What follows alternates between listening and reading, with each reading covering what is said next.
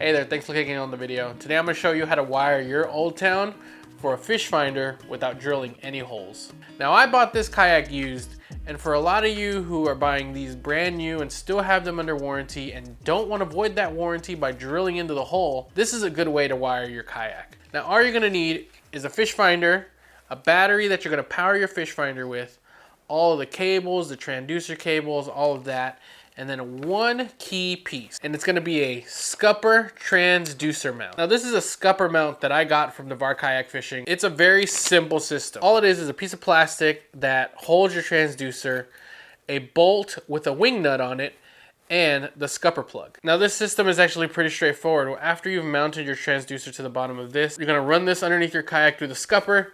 You're gonna put this on the top end of the scupper, and you're gonna use this wing nut to tighten it into place. It's gonna fit nice and flush, and it's gonna look really good and clean. So we're gonna do that right here. First, we gotta do a little bit of prep before we get started on this to make sure that everything fits nice and tight. All right, so the first thing I need to do is attach my transducer to this mount right here. So the beauty of this thing is I can technically install it anywhere. I can install it right here, I can install it here, I can install it here.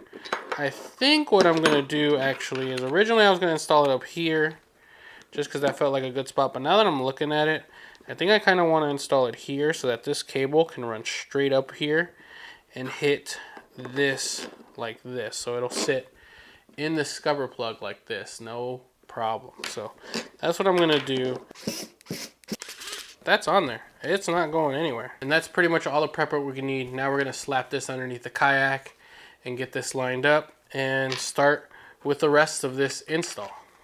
You got the transducer all set up here.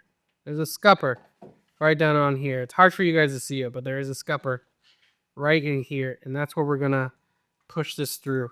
Step out the scupper plug. So that's gonna come on this side. I don't think it matters which direction this transducer actually sits, as long as it's sitting flush, which it is now. So we're gonna put the cap on. I'm gonna take the wing nut. Again, hard for me to show you guys. I wish I could show you how, but I don't know how to get a camera up in here. But right now I am literally just tightening the wing nut. And I will show you what it looks like when it's all said and done. But this is what's gonna keep it in place. Keep it nice and tight. Just like that. Wing nut is nice and tight. I'm gonna check the bottom. There's my transducer right out of the way. Nothing should ever hit it. It is rigged sideways. I don't think that's gonna be an issue because it's tracking based off GPS anyway, so we should be good to go. We'll find out. I can always just like adjust if I need to. I'm not really concerned about it. I just wanted the cable to sit a little bit more flush than it actually is. So we'll adjust if we need to. I'm not too concerned. All right, so what I did is I ran a wire snake through here because this is where I'm gonna end up pulling the cable out. I'm gonna go pull it out from that side and attach the transducer cable. So the transducer cable is gonna be coming out of this end. Take the deucer cable, pop this hatch.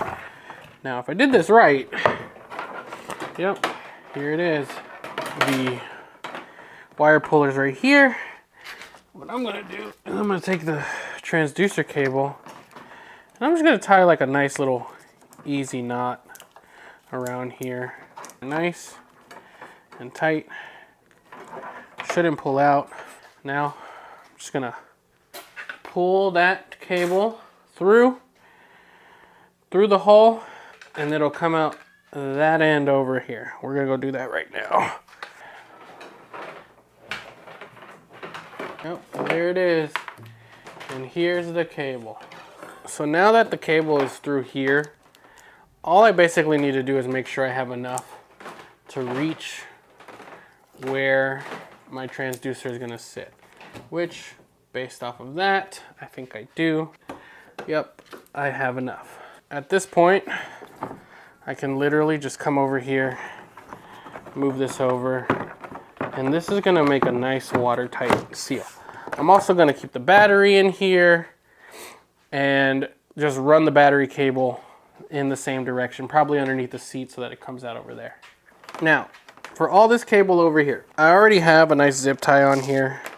So all I'm gonna do is kind of just keep folding it over so that I can set it aside so that it's not in the way of things. I'm gonna put it right in here, and then we're gonna tighten her down. And again, this is gonna be watertight. Don't have to worry about anything.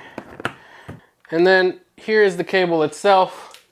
It'll usually run underneath the seat, probably through here, and connect to my Garmin that's gonna be sitting right in there. So that's pretty much it. This is the perfect way to run a transducer cable through a kayak if you don't wanna drill any holes so that you don't void the warranty. This is the best way to go about it. It's pretty easy, pretty straightforward. The hardest part was actually probably lining it up. And we'll see once we're out on the water if I kind of screwed up the direction of the transducer. I've read that it doesn't really matter. I've read that as long as it's just on there and it's tracking based off of the way you're moving, you should be good to go. But we'll end up finding out once I'm finally out on the water again, but at least it is one less thing that I have to worry about attaching. It is attached. So hopefully this ended up helping you. Happy fishing. God bless.